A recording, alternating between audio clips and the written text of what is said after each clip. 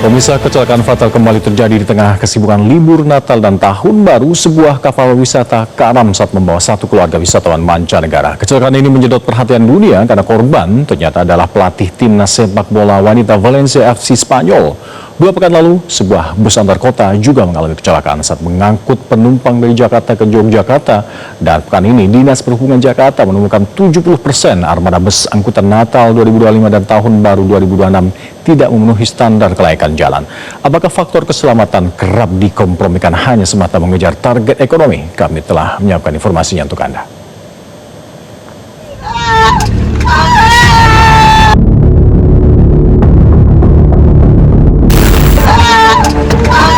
Mar Martinez Uno menangis histeris saat melihat jenazah putrinya yang akhirnya ditemukan.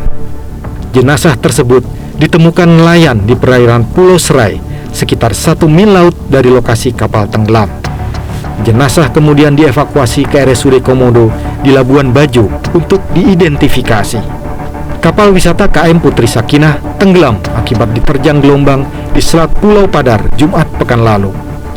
Tragedi ini mendapat sorotan dunia internasional karena korban adalah pelatih timnas B sepak bola wanita Valencia CF Spanyol bernama Martin Carreras Fernando. Satu body bag, satu korban jenazah ditemukan kurang lebih 1 nautical mile dari lokasi titik duga kapal itu mengalami karam atau tenggelam. Selanjutnya korban dievakuasi menuju ke pelabuhan Labuan Bajo dan dibawa menuju ke rumah sakit RSUD Labuan Bajo. Tenggelamnya kapal wisata Putri Sakinah di perairan Selat Pulau Padar kembali mengulang alarm tanda bahaya keselamatan transportasi di Nusantara. Tenggelamnya KM Putri Sakinah seakan cermin dari persoalan sistemik yang telah lama terjadi dan terus berulang tanpa perbaikan berarti.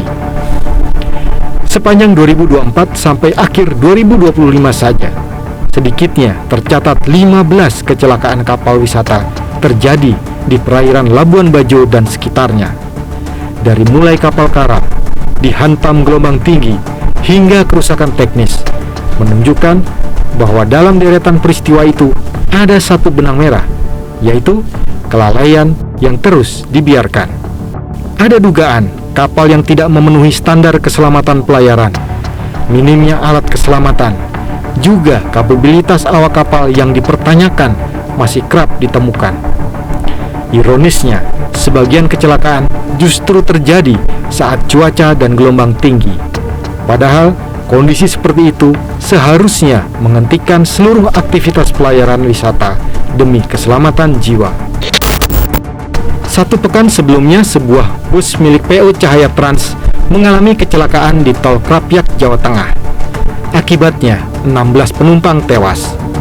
Sopir bus nahas itu ternyata sopir pengganti yang mengemudi dengan kecepatan tinggi, sehingga bus menabrak pembatas jalan lalu terguling. Yang lebih memprihatinkan, Direktorat Jenderal Perhubungan Darat menemukan bus nahas tersebut tidak memiliki izin operasional yang sah. Nama kendaraan juga tidak tercatat dalam aplikasi mitra darat sebagai angkutan pariwisata maupun angkutan antar kota antar provinsi. Data menunjukkan bus terakhir menjalani uji berkala pada 3 Juli 2025. Namun, ramcek pada 9 Desember 2025 menyatakan kendaraan tersebut tidak layak jalan dan dilarang beroperasi. Namun faktanya, bus nahas itu mengangkut penumpang dari Jati Asih menuju Yogyakarta. Yang jadi pertanyaan, mengapa bus nahas itu tidak langsung dikandangkan? Armada yang sudah dinyatakan tidak laik dan dibiarkan melenggang bebas akhirnya menjemput maut di jalanan. Temuan terbaru, pekan ini Dinas Perhubungan Jakarta menemukan mayoritas armada bus angkutan Natal 2025 dan Tahun Baru 2026 tidak memenuhi standar kelaikan jalan. Berdasarkan hasil inspeksi mendadak di sejumlah terminal pekan ini, 70% bus dinyatakan bermasalah secara teknis. Kepala Dinas Perhubungan Jakarta menegaskan, perusahaan atau bus diwajibkan segera memperbaiki armada atau menggantinya dengan unit cadangan. Langkah tegas ini diambil guna menjamin keselamatan penumpang yang melakukan perjalanan mudik akhir tahun. Selain kelaikan fisik kendaraan, petugas juga melakukan pemeriksaan kesehatan serta tes urin bagi para sopir dan awak bus di posko kesehatan terminal. Tujuannya memastikan awak bus bebas dari pengaruh narkoba dan dalam kondisi bugar saat mengemudi jarak jauh. Memang selama Nataru di seluruh terminal dari hasil pemeriksaan sekitar 70% bus tidak layak jalan, dan itu langsung kita koordinasikan dengan perusahaan otobus untuk dilakukan perbaikan, khusus yang perbaikan skala minor itu dilakukan perbaikan di terminal, sementara untuk yang mayor kita minta untuk dilakukan penggantian busnya, sehingga prinsip pelaksanaan angkutan Natal tahun baru 2025-2026 yang berkeselamatan itu tetap kita pegang teguh dalam operasional. Standarisasi keselamatan harus menjadi harga mati, bukan variabel yang bisa dinegosiasikan untuk keuntungan ekonomi.